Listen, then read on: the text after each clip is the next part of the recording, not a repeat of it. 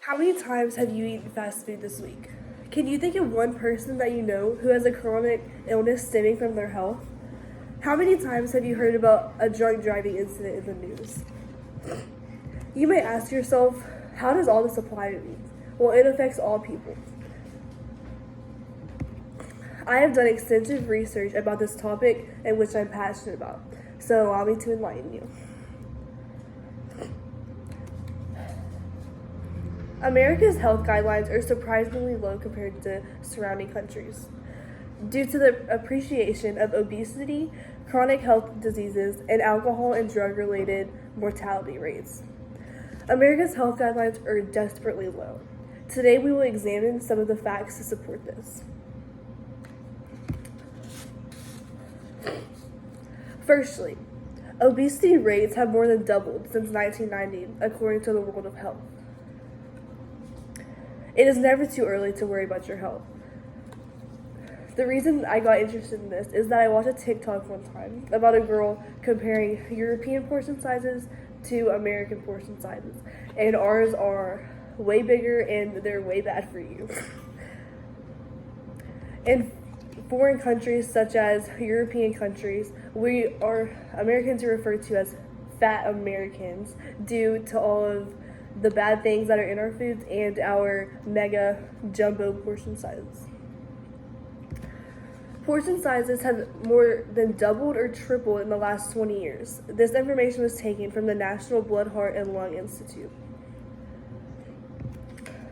Secondly, Americans overconsume processed and fast foods.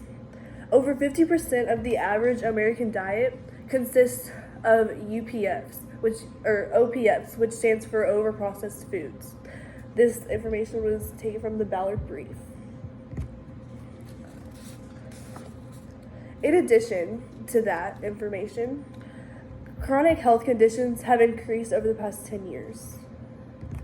Knowing how these illnesses form can prevent diseases from happening in order to take care of your health. Due to the increasing obesity rate, the amount of chronic health issues have also increased. Health conditions such as diabetes, cardiovascular diseases, increased fat deposition, cancer, and gastrointestinal diseases have also increased. This information has also been taken from the Ballard Brief. According to the American Hospital Program, nearly 1/2 of the American population suffers from chronic diseases. That is nearly 133 million people. Chronic diseases are responsible for 7 out of 10 American deaths, killing 1.7 million Americans a year.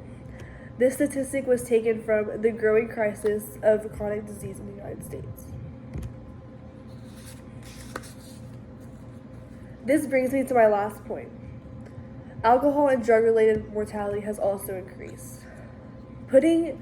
Before putting things in your body, we should all know what they do and the influence they can have on you, so that you can understand the possible risks at hand. Consistently overconsuming harsh substances and alcohol can lead to later health issues. Health conditions such as cancer, heart and lung disease, stroke, and mental health conditions are caused by drug use. This is taken from the National Institute on Drugs Abuse. Other examples of how this drug and alcohol-related mortality rate has increased are instances such as drinking and driving under the influence of drugs, and overdosage. In conclusion, America's health guidelines are surprisingly low compared to surrounding countries.